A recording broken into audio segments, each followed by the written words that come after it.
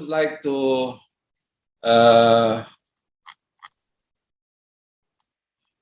start from the end. Yeah, from the end. From the end means that the conclusion of this paper. There are two conclusions, short conclusion. The first, Tajribi method, experiment method occupied by the medieval great Muslim scientists, is not limited to uncover their inspiring legacy and vast contribution to modern science and human civilization of the world, but it is also very relevant and helpful to the circumstances of the contemporary scientific thought, along with its problem and issues nowadays. And the second, Tajribi, what we call Tajribi, scientific method copied by Muslim scientists, can be a role model how to develop science and technology as much as advanced as possible, as highest as possible in the context of serving humanity, wisdom, and noble civilization. So we talk Tajribi in the context of humanity, wisdom, and noble civilization. This is the conclusion. Why I came to this conclusion? Of course, there are some premises, some reasons why I came to this conclusion. I did research on works of Muslim scientists, primary and secondary sources, and I come to to draw one conclusion that there are some relevance of Tajribi to the contemporary scientific thought, and why this method is highly relevant to the contemporary problem in scientific enterprises. I delineate and list three characteristics of Tajribi. Characteristic, what I call it as experimental method with awareness. So the key term of this Tajribi is awareness. Something is very crucial and is strong demarcation with mainstream modern scientific methods. What kind of awareness we can discuss later? At least one key point, one key term, experimental method. Tajribi is an experimental with awareness. Yeah, maybe I can say no. Awareness what? Awareness to what? Awareness that it necessitates theory and deductive reasoning. And the second, an experimental method with clear awareness that it implicates a set of philosophical assumptions. Philosophical proposition can be metaphysical, can be cosmological, epistemological, and anthropological assumptions. And the third awareness embedded in the experimental method of Tajribi is pure awareness and humility. Humility, the kind of carefulness, humility, that it does not only acknowledge different realms and methods, but it also helps serve higher reality and knowledge for the sake of wisdom and humanity. So that's why, because of these three characteristics, I call it the relevance of Tajribi to the contemporary problem of scientific enterprises, scientific thought. And because of this keyword, awareness, I call it Tajribi as conscientious scientific method. Conscientious in reference to the Oxford Dictionary, means wishing to do what is right, especially to do one's work or duty well and thoroughly, synonym with diligent, assiduous, meticulous, carefulness. Yes. And second one is relating to a person concern. Concern is hati nurani in Indonesia, kaum. So concern refers heart.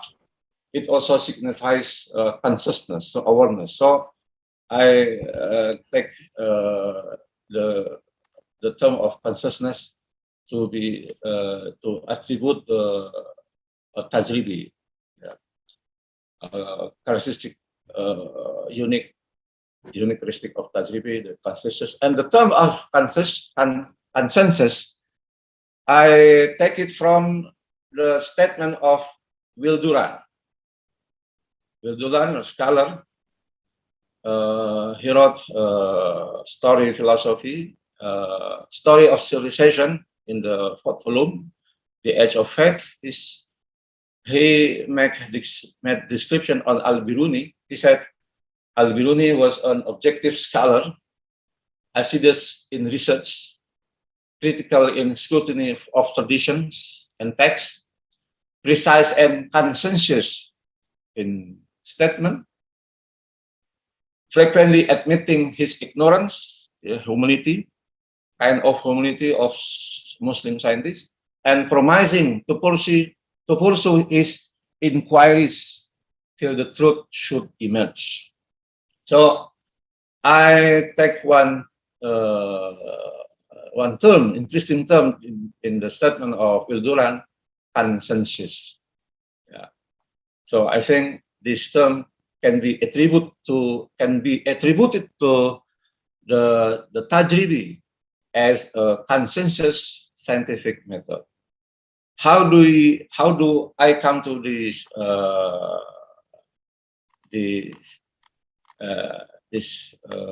conclusion, this outcome? Okay, please. Okay, we can start from the up. Yeah, from the first. The title is Tajribi is a consensus scientific method, and it's relevant to the contemporary scientific thought. Maybe I choose some paragraph that I need to explain. Okay. So this paper is aimed at uncovering tajribi methods and its relevance to the contemporary world, contemporary scientific thought. Tajribi, a scientific method occupied by great Muslim scientists who undertake empirical observation and experiment, has several characteristics which are suitable with a holistic view as well as an interdisciplinary approach. The COVID-19 pandemic, for example, increasingly requires a paradigm shift from mechanistic reductionism linear paradigm to holistic system paradigm. We need multidisciplinary approach to contain, to manage the pandemic. Natural, social, humanities factor. We should integrate this capacity, natural, empirical, human, social, moral, even metaphysics and theology. So it is one example that the COVID-19 pandemic show us that we are in dire need, need of a holistic system paradigm. In reference to the scientific works, some scholar that I call it here, but of course I focus only 3 great Muslim scientists because of limited space and time. Jabir ibn Hayyan, a chemist, Ibn al-Haytham, a scholar of optics and physics, and Al-Biruni, a polymath, great polymath, master of almost all sciences.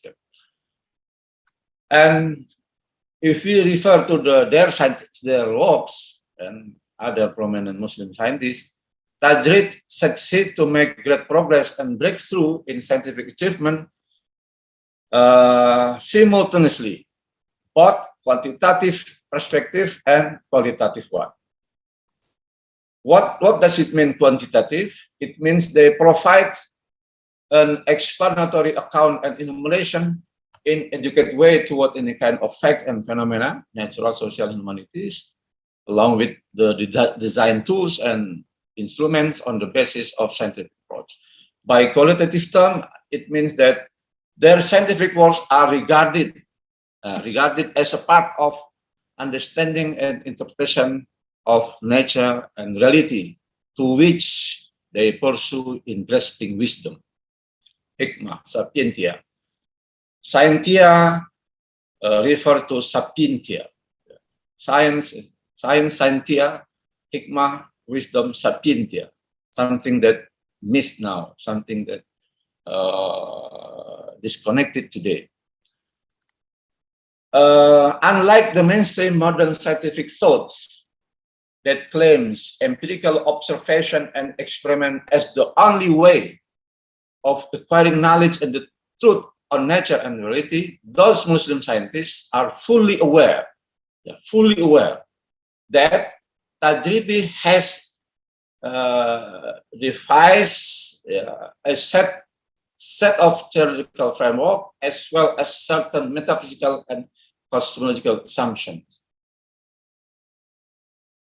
Ibn al-Haytham, for example, a pioneer of modern optics, designed experiment to testify his hypothesis or deduction of his theory on light that the vision happens only made possible because of the reflection of light rays. He rejects the Greek theory of vision that we can't see anything because our eye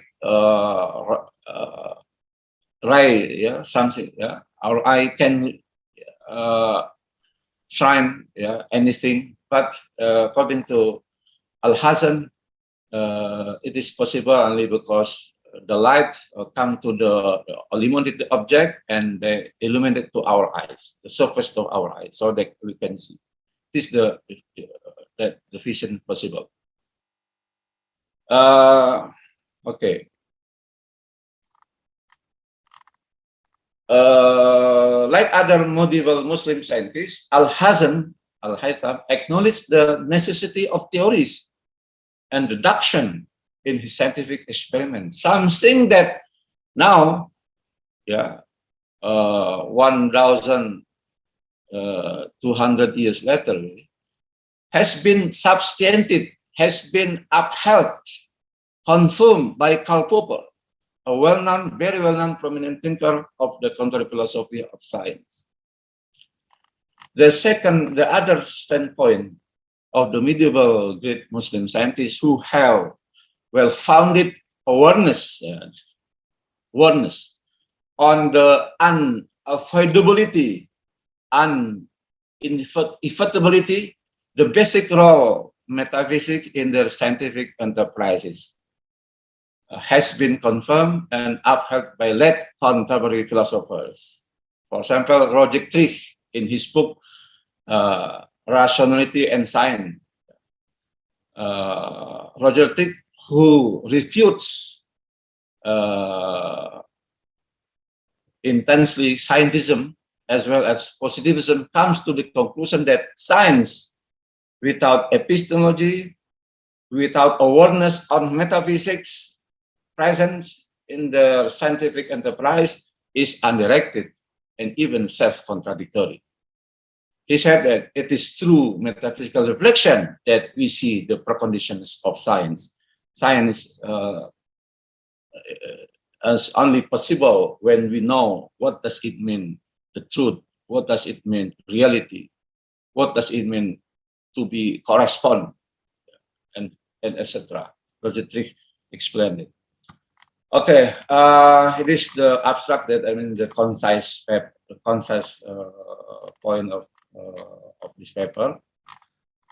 So, in introduction, maybe we can apply the skim reading. The Tajribi is kind of a method in Islamic superstition. The other one is Burhani Irfani. But Muhammad Abjari delineated set method into Bayani, Burhani, Irfani. Something that this is another issue. In my opinion, the real method is Tajribi, Burhani, and Irfani. Bayani is something else that we can discuss later in another issue.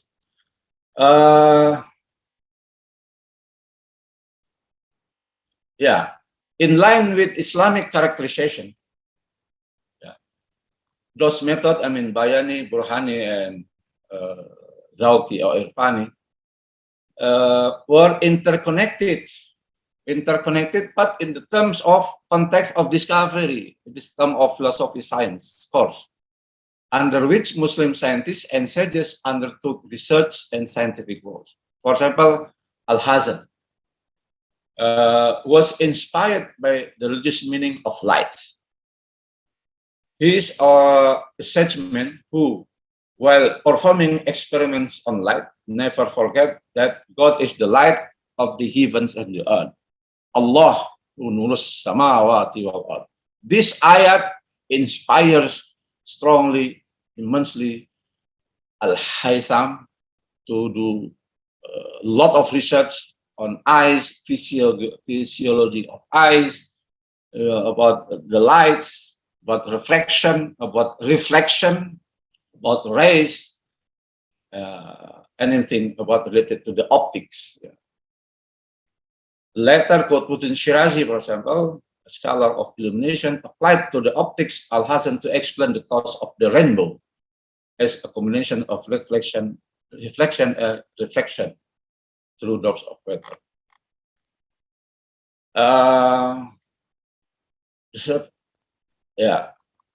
Also, likewise, Al-Biruni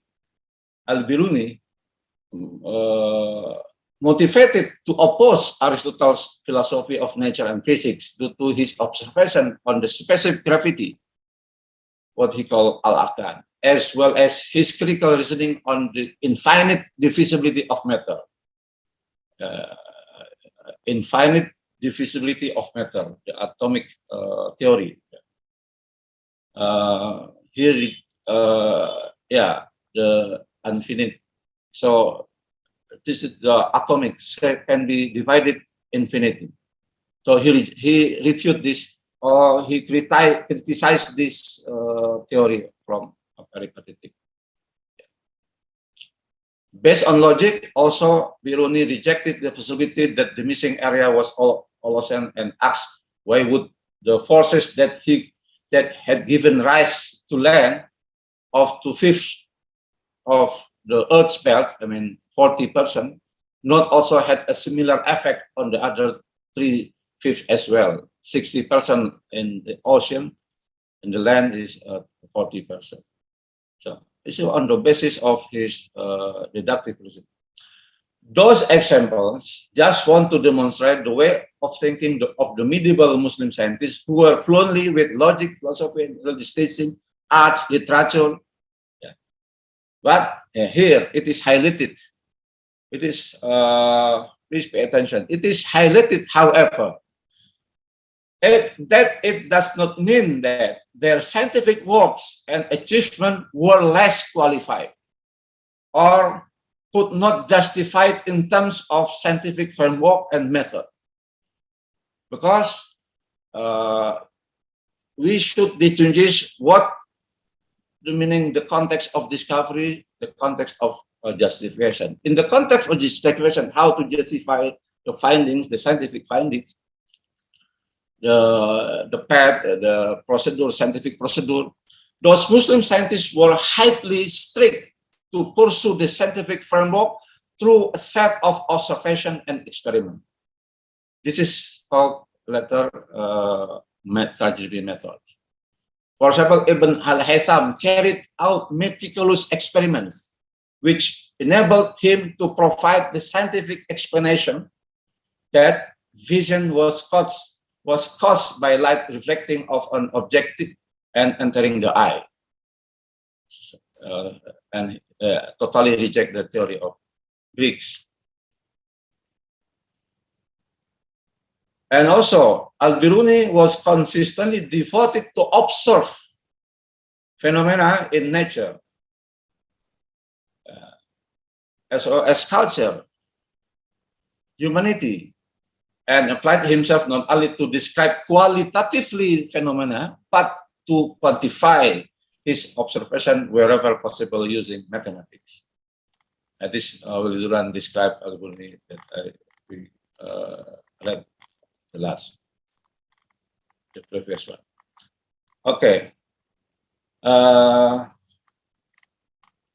Okay, we still have maybe how long, Mr. Hadi? 15 minutes or 10 minutes? Okay, 15 minutes. Okay. To some extent, no. Sorry, 5 minutes. Sorry. Yeah. Apologize. It remained 5 minutes for you. Yeah. Oh, 5 minutes. Okay. Okay. Sorry. Yeah. But at least conclusion I had read. Yeah. I have read. So, Muslim scientific heritage, maybe it is you can read this paper and other book related to the scientific findings, contribution of Muslim scientists. Now there is one good book recommendation in contemporary book, 1001 Invention Muslim Heritage Award. Yeah, this is the collection of pens of professor, and they refer to classic primer books. All of this I checked, so it is very recommended to read 1001 Invention Muslim Heritage books. So in this pages, I just want to show how Jabir ibn Hayyan make scientific procedure, scientific method. Yeah. Jabir ibn Hayyan is acknowledged as the founder of chemistry. He was the first person who introduced experimentation and laboratory work. Yeah. And most of his life passed in his laboratory. Okay.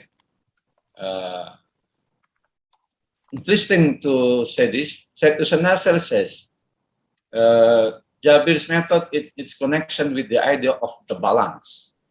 And actually, Jabir ibn Hayyan is a Sufi. Nasir affirms that Jabir, in fact, was a Sufi. He was the disciple of the Sikh Shiite Imam Ja'far Sadiq, who was not only the founder of Ja'fari School of Law, but also one of the chief authorities on all esoteric knowledge. Jabir often acknowledged that he was a spokesman for his master doctrine and adopted the method of symbolic and hermeneutic interpretation ta'wil. This is something strange for our today. But, yeah, at the same time, this is the context of discovery, but in the context of justification, in chemistry, Jabir is very productive and has been acknowledged as founder of chemistry, because he's the first one who systematized chemistry. Ibn al-Haytham, also the father of optics, his book Kitab al-Manazil influenced Western modern physics. That Saturn said, okay, this is the step of his method, scientific method, is scientific research. And the third one, I thought about explain the achievement and scientific method that Al-Biruni undertook. Yeah. He was the great polymath, sub-Muslim scientist.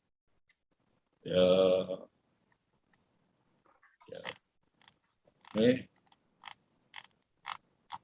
Something that this tajribi a conscious scientific method. Why I call tajribi is conscious scientific method. Yeah. How? Yeah. Brief description on the above mentioned demonstrate the ways and methods of three great Muslim scientists, how they devise scientific goals and enterprises. Come back to the term of COD and COG because it is, I repeat again, because many contemporary philosopher or thinker, scholar in Islam or other Muslim, other scholar who that misinterpretation about the distinction of COD and COG, context of discovery, a context of justification. They have extraordinary creative imagination along with clear, boundless mind. I mean, clear, boundless, limitless mind. Huge energy for taking great innovation. It is the context of this discovery. So he read many books about art, literature, philosophy, religious, mysticism. In this context of discovery, inspire them to do scientific research. At the same time, in terms of COG, context of justification, they are very disciplined in arranging a set of design research in very systematic manner on the basis of well-grounded theories and understanding on scientific problems and issues. Yeah. So this is very important for us to highlight, to highlight this. I mean, to underline this distinction between COD and COG, because many people, Muslim scholars said, if we want to boost our scientific achievement, we neglect deductive reasoning. We don't pay attention mystical or irfan or philosophy, because science only achieved by experimental method, by induction. It is fatal mistake. It is fatal mistake. Actually, Karl Popper has shown that experimental science is actually a system of theory. So we cannot do anything without proposition, without theory, without hypothesis. What does it mean, experiment? Experiment is scientific procedure to test our hypothesis, to test theory, to justify. But if we don't have theory, if we don't have inspiration about things, how to make experiment? If we just do, for example, if we heat and boil water every day to come 100 degrees that it boils, but without a priori, without a set of theory, without hypothesis, we cannot go anywhere. We just observe the boiling water, but without knowledge anything, because we don't have any idea about water, about pressure, about temperature, about relationship between boiling and temperature and pressure. It is one example. This is the fatal mistake that many Muslim academicians undertake. Yeah. So that's why I underline this one, COD and COG. And that's why okay, this is very creative how Al-Biruni to calculate the radius of the Earth with 96%, 90%, very accurate. This is very creative because he combined trigonometry with observation directly to the mountain in India when he was in India 15 years. Okay, you can. So I call it consensus method because this one, Tajribi has full awareness about theory and deductive reasoning, philosophy, source of inspiration, source of clear, source of free think, yeah, boundless creative mind. And the second experimental method with clear awareness that it implicates a set of philosophical assumptions and of course religious, and pure awareness and humanity that it does not only acknowledge different beliefs but also help self higher reality and knowledge for the sake of wisdom and humanity. Excuse me, So, Dr. yeah, okay. You have So actually the conclusion, the last one sentence, Tajribi is the in the term of Popper, the new scientific method, belongs to the new scientific method. Now that we need today, for academician, for scientific enterprise. Thank you all. Alhamdulillah Rabbil Alamin. Assalamualaikum warahmatullahi wabarakatuh.